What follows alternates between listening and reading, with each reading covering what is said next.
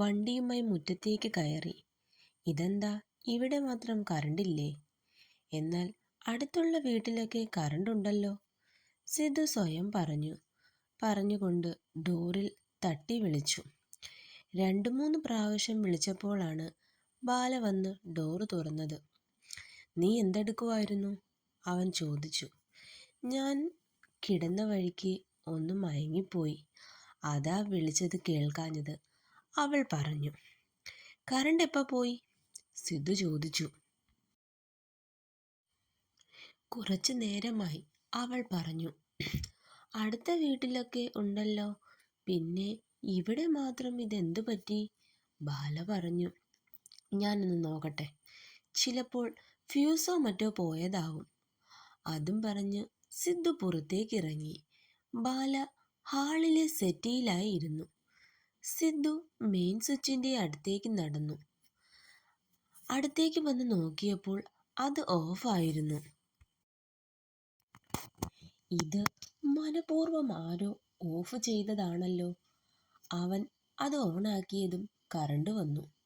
തിരിഞ്ഞു വീട്ടിലേക്ക് കയറാൻ പോയതും പെട്ടെന്ന് ഒരു കാർ അതുവഴി കടന്നു പോകുന്നത് സിദ്ധു കണ്ടു.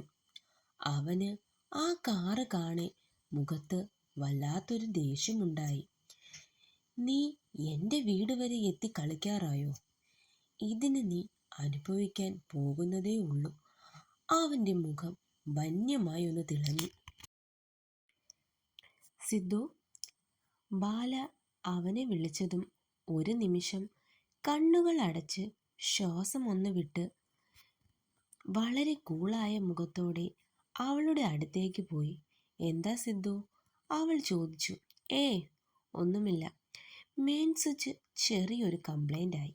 സാരമില്ല, ശരിയാക്കിയിട്ടുണ്ട്. വാ, നമുക്ക് അകത്തേക്ക് പോകാം. അവളൊന്ന് മൂളി. അവർ രണ്ടും അകത്തേക്ക് കയറി. ആവണിയുടെ വീട്ടിൽ നിന്നും കൊണ്ടുവന്ന ഫുഡും കഴിച്ച് അവർ ഉറങ്ങാനായി കിടന്നു.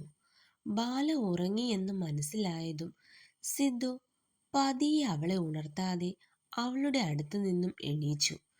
ശേഷം അവൻ്റെ ഫോണുമായി ഹാളിലേക്ക് നടന്നു. അവിടെയുള്ള ഒരു സെറ്റിയിലേക്ക് അവൻ ഇരുന്നു.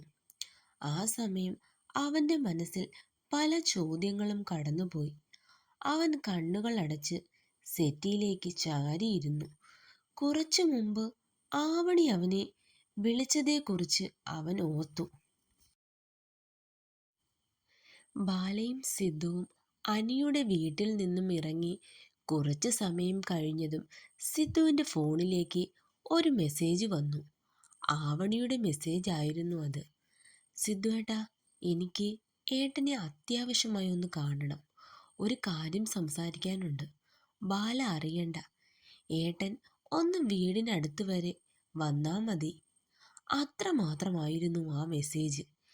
എന്തിനായിരിക്കും ആവണി തനിക്ക് ഇതുപോലെ ഒരു മെസ്സേജ് അയച്ചതെന്ന് അവന് വല്ലാത്തൊരു സംശയം തോന്നി.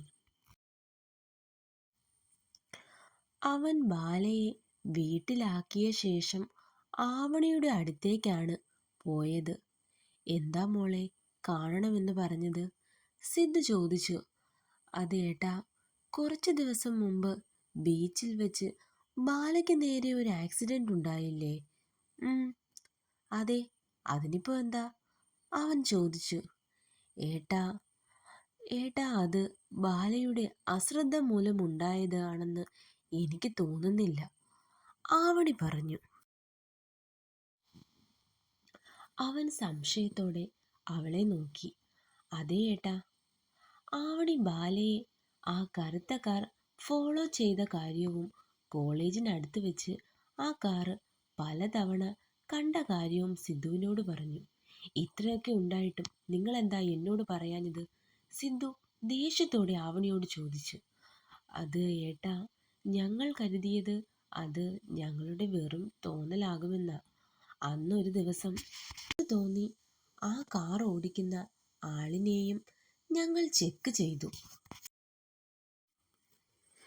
പക്ഷേ അത് ഒരു പ്രായം ചെന്ന ആളാണ്. അയാളെക്കുറിച്ച് തിരക്കിയപ്പോൾ ആൾ തനിച്ചാണ് താമസമെന്നും ഫുഡ് മേടിക്കാൻ വേണ്ടി കോളേജിനടുത്തുള്ള കടയിൽ വരുന്നതാണെന്നും അറിഞ്ഞു. പിന്നെ ഞങ്ങൾ ആ കാറിനെ കുറിച്ചുള്ള കാര്യമൊക്കെ അങ്ങ് മറന്നുപോയി. പക്ഷേ ഇന്ന് അവൾ പറഞ്ഞു നിർത്തി. ഇന്ന് ഇന്ന് എന്തു പറ്റി? സിദ്ധു ചോദിച്ചു. അത് ഏട്ടാ, അന്ന് ബീച്ചിൽ വെച്ച് കണ്ട അതേ കാർ ഇന്ന് വിവാഹത്തിന് ഓഡിറ്റോറിയത്തിൽ വെച്ച് കണ്ടിരുന്നു. എനിക്ക് ഉറപ്പാ അതാ കാർ തന്നെയാണ്. അത് ആരുടെ കാറാണെന്ന് എനിക്കറിയാമേട്ടാ, അവൾ പറഞ്ഞു നിർത്തി. സിദ്ധു പതിയെ കണ്ണു തുറന്നു. ആവണി പറഞ്ഞത് വെച്ച് നോക്കുമ്പോൾ കുറച്ചു മുമ്പ് ആ കാറ് തന്നെയായിരിക്കും ഇവിടെ നിന്നും പോയത്. നിനക്ക് നിനക്ക് തെറ്റുപറ്റിപ്പോയി, വലിയ തെറ്റ്. എൻ്റെ പെണ്ണിൻ്റെ നേരെ നീ വന്നത് നിനക്ക് മാപ്പില്ലാത്ത തെറ്റ് തന്നെയാണ്. സിദ്ധു അത്രയും പറഞ്ഞ് മനസ്സിൽ ചിലതൊക്കെ കണക്ക് കൂട്ടി. താൻ ചെയ്യാൻ പോകുന്ന കാര്യങ്ങൾ ഒന്നും തന്നെയും ഒരിക്കലും ശ്രീബാല അറിയാൻ പാടില്ല എന്നവൻ തീരുമാനിച്ചു. അവൻ എണീച്ച് മുറിയിലേക്ക് ചെന്നു. ബാലയാകട്ടെ ഒന്നും അറിയാതെ നല്ല ഉറക്കത്തിലാണ്. സിദ്ധു അവളുടെ അടുത്തേക്ക് കിടന്നു. പതിയെ അവനും ഉറക്കത്തിലേക്ക് വീണു. തുടരും. ഹലോ ഫ്രണ്ട്സ്, അപ്പോൾ ഇന്നൊരു കുഞ്ഞു പാർട്ടാണേ. എല്ലാവരും സ്റ്റോറി വായിച്ചു നോക്കുക. ഇഷ്ടപ്പെടുന്ന നമ്മുടെ ചാനലൊന്ന് സബ്സ്ക്രൈബ് ചെയ്യണം. അതുപോലെ തന്നെ ലൈക്ക് ചെയ്യാനും കമൻറ്റ് ചെയ്യാനും മറക്കരുത്.